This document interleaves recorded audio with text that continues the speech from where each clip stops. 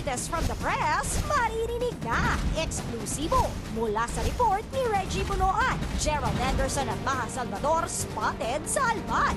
Last quarter pa ng 2012 ay madalas nang nakikitang magkasama ang dalawa. Pero hindi naman ito naging issue dahil matalik na magkaibigan sina Maha at ex-girlfriend ni Gerald na si Kim Chu, na ayon naman sa balita ay in love pa rin daw sa aktor. Pero ang latest, Gerald at Maha spotted sa isang hotel sa Legazpi, Albay. Mukhang hindi na talaga maitatanggi ni Gerald at Maha ang kanilang tunay na relasyon dahil kahit anong tago nila ay mahuhuli rin sila ng ating mga kababayan. At bilang patunay, ay isang very reliable source ang nagkumpirmang nakita nila ang dalawa sa Missimis Bay Hotel noong nakaraang buwan.